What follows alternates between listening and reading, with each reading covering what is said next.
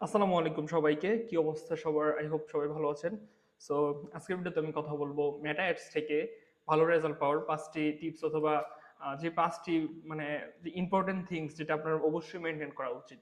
So first of all আমরা যখন একটা মেটা অ্যাডভার্টাইজিং করবো অথবা যেকোনো প্ল্যাটফর্মে আমরা অ্যাডভার্টাইজিং করবো, ফার্স্ট অফ অল যে বিষয়টা আমাদের 100% নিশ্চিত হওয়া দরকার সেটা হচ্ছে প্রপার কনভার্সন ট্র্যাকিং। বিকজ বর্তমানে আপনি যদি ওয়েবসাইটে কনভার্সন ফোকাস ক্যাম্পেইন রান করেন, আপনার যদি কনভার্সন ট্র্যাকিং না থাকে সেই ক্ষেত্রে আপনি প্রপার মানে কনভার্সন ট্র্যাকিং বলতে একটা হচ্ছে ব্রাউজার সাইড ট্র্যাকিং আর একটা হচ্ছে সার্ভার সাইড ট্র্যাকিং। আপনি যদি প্রপারলি অথবা ডাটা একুরেটলি ঠিকভাবে মানে অ্যাডভার্টাইজিং প্ল্যাটফর্মের কাছে না দিতে পারেন, ফেসবুক কখনোই বুঝবে না যে আপনার কাছ থেকে কোন ধরনের অডিয়েন্স পারচেস করছে এবং সেই অনুযায়ী আপনার অ্যাডগুলো অপটিমাইজ করতে পারবে না। সো বর্তমানে অনেক ডাটা ব্লক হয়, মানুষ অনেক ডাটা ব্লকার ইউজ করে। সো আপনি ট্রাই করবেন যে কোনো দেশেই হোক, বাংলাদেশ অথবা ইন্টারন্যাশনাল যে কোনো মার্কেটে সার্ভার সাইড ট্র্যাকিংটা অন রাখতে, এবং সার্ভার সাইড ট্র্যাকিং এ যে আপনার ধরেন যে স্পেন্ডটা হবে, ধরেন সার্ভারের জন্য আপনার একটা এক্সট্রা কস্ট যাচ্ছে, বাট আপনি এখানে আপনার ডেটা একুরেসির জন্য আপনার ডেটা, ধরেন বিজনেসের মূলই হচ্ছে ডেটা। আপনি যদি প্রপার আপনার কাছে যদি ডাটা থাকে, আপনি যে কোনো কিছু সেল করতে পারবেন, আপনি বিজনেস যে কোনো বিজনেস করতে পারবেন। সো আপনি যদি এই ডেটা লস অথবা এই ডেটাকে মানে মেটা অ্যাডভার্টাইজিং প্ল্যাটফর্মের কাছে পাঠাতে চান, সেক্ষেত্রে আপনার সার্ভার সাইড ট্র্যাকিং অথবা সার্ভার ট্র্যাকিং করা মাস্ট করতেই হবে।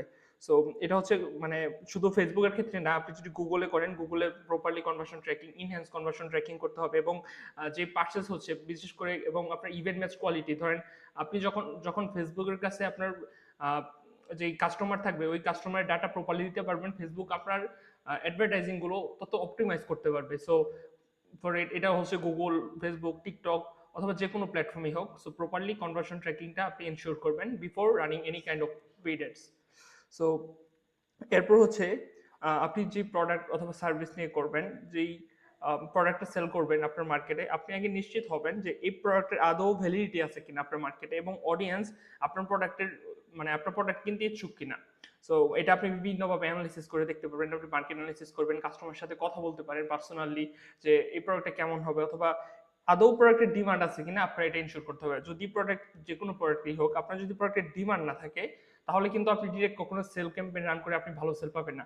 সেই ক্ষেত্রে আপনার হয়তো ওই প্রোডাক্টটা মানুষকে জানাতে হবে, ওই প্রোডাক্ট সম্পর্কে মানুষকে অ্যাওয়্যার করতে হবে যে এই প্রোডাক্টটা কেমন, কিভাবে আপনাকে আপনার লাইফে ভ্যালু অ্যাড করতে পারে। সো যখন মানুষ মানে বুঝবে যে অ্যাকচুয়ালি এই প্রোডাক্টটা তার লাইফে কোনো না কোনো ভ্যালু অ্যাড করতে পারবে, দেন সে হয়তো এটা পারচেস করবে। আদারওয়াইজ কিন্তু সে এটা পারচেস করবে না, জাস্ট দেখলো আর কিনলো, এরকম না। আপনার যদি ডিমান্ড থাকে সেটা অন্য হিসাব। যখন মানুষের একটা প্রোডাক্টের ডিমান্ড থাকবে, সে এটা খুঁজে খুঁজে বের করবে যে আপনার ওই প্রোডাক্টের ডিমান্ড আছে, আপনার প্রোডাক্টটা তার নিড আছে। সো যদি নিড না থাকে, আপনার আগে ডিমান্ড ক্রিয়েট করতে হবে, দেন তার কাছে সেল করতে হবে। সো প্রোডাক্ট মার্কেট ফিট আপনার অ্যানালিসিস করে দেখতে হবে আপনি যে প্রোডাক্ট অথবা সার্ভিসের জন্য অ্যাড রান করবেন। এরপর হচ্ছে আপনার computer analysis. So computer analysis বলতে ফুল আপনার প্রোডাক্টের প্রাইসিং থেকে শুরু করে আপনার মানে যেই অ্যাডভার্টাইজিং করবেন, আপনার যেই কম্পিউটাররা আছে তারা কোন কোন স্ট্র্যাটেজি, তাদের স্ট্র্যাটেজিগুলো কি কি, এইগুলা মানে আপনার স্পাই করতে হবে। আপনার এগুলো 100% একুরেট না থাকলেও আপনার বুঝতে হবে যে তাদের স্ট্র্যাটেজিটা কিরকম হতে পারে, তাদের কন্টেন্ট স্ট্র্যাটেজিটা কিরকম, তাদের অ্যাড কপি রাইটিংটা কেমন, তাদের যে ওয়েবসাইটটা থাকে, যে কাস্টমার মানে তাদের সাথে কিরকম বিহেভ করে। সো তাদের ব্র্যান্ড ভ্যালিডিটিটা কেমন, তারা তাদের যে মানুষের সামনে কিভাবে রিপ্রেজেন্ট করছে তাদেরকে।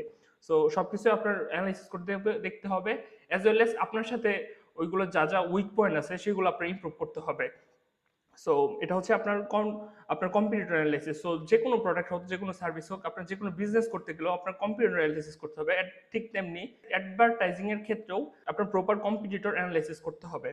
এরপর হচ্ছে আপনার যে একটা গুরুত্বপূর্ণ বিষয়, আপনি যদি স্পেসিফিক্যালি মেটাতে অ্যাড রান করেন, যেখানে হচ্ছে আপনার ক্রিয়েটিভের উপর সব কিছু ডিপেন্ড করবে, আপনার কেমন রেজাল্ট আসবে সেটা ডিপেন্ড করবে আপনার কেমন ক্রিয়েটিভ আছে।